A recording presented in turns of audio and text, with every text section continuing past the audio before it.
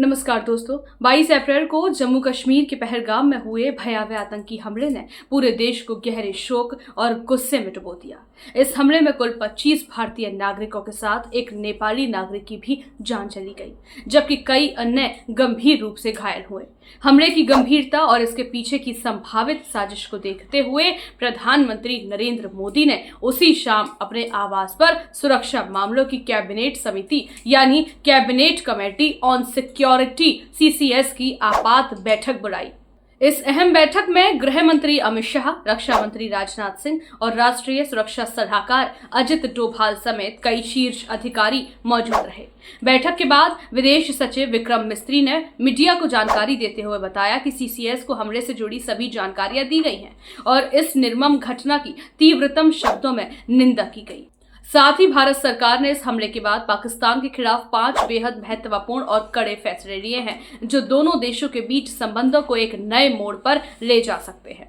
पहला बड़ा फैसला यह लिया गया है कि भारत में मौजूद पाकिस्तान के उच्चायोग को पूरी तरह बंद किया जाएगा, यानी अब पाकिस्तान के राजनयिक और अन्य अधिकारी भारत में अपने दफ्तर का संचालन नहीं कर पाएंगे। यह कदम दोनों देशों के बीच राजनयिक संपर्क को लगभग समाप्त करने की दिशा में उठाया गया है। दूसरा अहम निर्णय है कि भारत ने सिंधु जल समझौते को समाप्त करने का ऐलान किया है।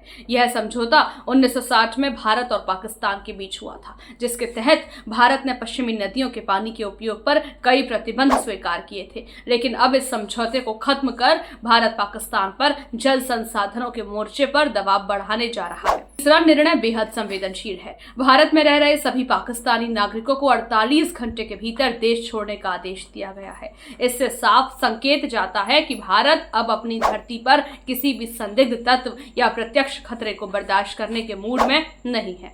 चौथा फैसला है कि अटारी वाघा बॉर्डर को अनिश्चित काल के लिए बंद कर दिया गया है, जिससे न सिर्फ आम जन यातायात बल्कि व्यापारिक गतिविधियां भी ठप हो जाएंगी। यह कदम दोनों देशों के बीच जमीनी संपर्क को पूर्णतः समाप्त करने की दिशा में एक बड़ा संकेत है।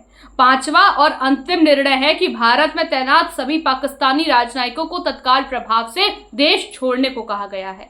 यह फैसला स्पष्ट करता है कि भारत अब पाकिस्तान से किसी भी प्रकार का कूटनीतिक संवाद जारी नहीं रखना चाहता। Good evening. Thank you all for your patience and for joining at this relatively late hour. I have some prepared remarks that I'll share with you, and as Randhir said, due to some preoccupations, will not be able to take questions tonight. The Cabinet Committee on Security met this evening under the chairmanship of the Honourable Prime Minister. The CCS was briefed in detail on the terrorist attack on 22nd April 2025 in Pahalgam in Jammu and Kashmir, in which 25 Indians and 1 Nepali citizen were killed. A number of others sustained injuries. The CCS condemned the attack in the strongest terms and expressed its deepest condolences to the families of the victims and hoped for the early recovery of the injured. Strong expressions of support. 1. The Indus Waters Treaty of 1960 will be held in abeyance with immediate effect until Pakistan credibly and irrevocably abjures its support for cross-border terrorism. 2. The integrated checkpost Atari will be closed with immediate effect. Those who have crossed over with valid endorsements may return through that route before 1 May 2025. 3. Pakistani nationals will not be permitted to travel to India under the SAARC visa exemption scheme visas. Any SVAS visas issued in the past to Pakistani nationals are deemed cancelled. Any Pakistani national currently in India under SVES visa has 48 hours to leave India. 4. The Defence, Military, Naval and Air Advisors in the Pakistani High Commission in New Delhi are declared persona non grata. They have a week to leave India. India will be withdrawing its own Defence, Navy and Air Advisors from the Indian High Commission in Islamabad. These posts in the respective high commissions are deemed annulled.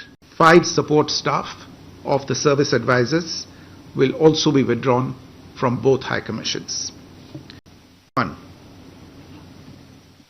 The Indus Waters Treaty of 1960 will be held in abeyance with immediate effect until Pakistan credibly and irrevocably abjures its support for cross-border terrorism. The CCS reviewed the overall security situation and directed all forces to maintain high vigil. It resolved that the perpetrators of this attack will be brought to justice and their sponsors held to account. As with the recent extradition of Tahawwur Rana, India will be unrelenting in the pursuit of those who have committed acts of terror or conspired to make them possible. Thank you very much. इन 5 फैसलों से यह साफ हो गया है कि अब भारत की नीति सिर्फ कड़ी निंदा या कूटनीतिक विरोध की नहीं, बल्कि ठोस और निर्णायक कार्यवाही की ओर अग्रसर है। विशेषज्ञों का मानना है कि यह बदलाव देश की राष्ट्रीय सुरक्षा नीति में एक टर्निंग पॉइंट साबित हो सकता है।